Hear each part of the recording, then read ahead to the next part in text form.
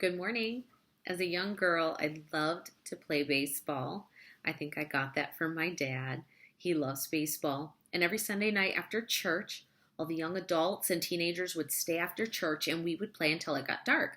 Well, in Michigan, in the summer, it doesn't get dark until around 10:30, so we had a lot of time to play.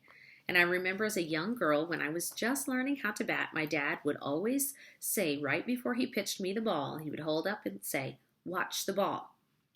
What was he trying to tell me? To stay focused on what was important. Getting to first base wasn't important unless I could first hit that ball. So I didn't need to focus on the base, I needed to focus on that ball. The home run fence wasn't important if I couldn't even hit the ball, so I didn't need to focus on that fence, I needed to focus on the ball. My dad was teaching me that if I wanted to hit the ball, I needed to keep my eyes on it. What are you focused on right now? Have you taken your focus off the ball and started looking around at the other players in the game, or started watching the fans eating nachos and hot dogs? Have you started looking at the fence or the bases? Let me rephrase that. Have you taken your focus off of Jesus and started looking around at what other people are doing? Have you started watching the world? Oh, they seem to be having such a grand time, eating their nachos and hot dogs, or should I say, partying and living it up. Have you started looking around at the bases and the fence and thinking, oh, how great it would be to be over there on that base, or to hit a home run? Yeah, that would be really great. I could do something really great.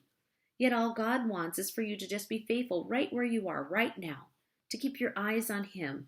God just wants us to stay focused on Him, to know Him, to understand Him. Jeremiah 9:24, but let him that glorieth glory in this, that they hit a home run. No. That they got to first base? No. What does it say? Let him that glorieth glory in this, that he understandeth and knoweth me, that I am the Lord.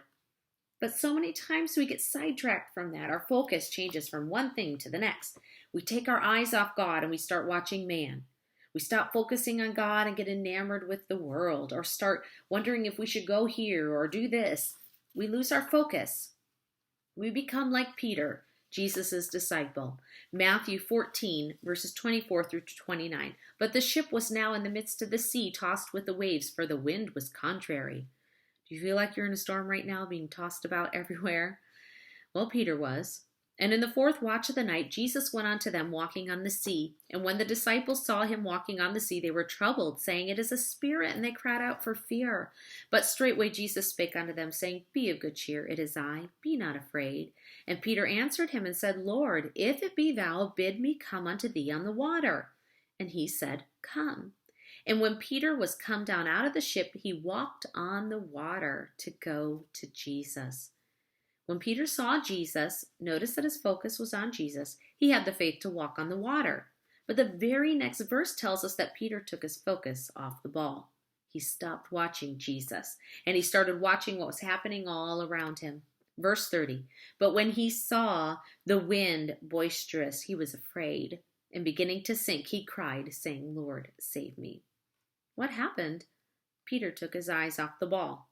He started watching the storm. He saw the big waves that were made from that boisterous, strong wind, and he forgot who he should have kept his eyes on, Jesus.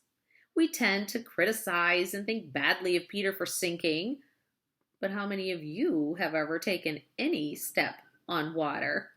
Don't be so hard on him. He walked on water, the only other human to ever do that. He just started to sink when he did what we do all the time. He lost his focus. He took his eyes off Jesus. Proverbs 4:25, let thine eyes look right on, and let thine eyelids look straight before thee. Sometimes we get focused on the world and we take our eyes off Jesus. I have a verse for you. Set your affection on things above, not on things on the earth. Colossians 3:2. Get your eyes off the world and focus on heavenly things. Sometimes we lose our focus and get into sin, or even into things that we put before God. I have a verse for you.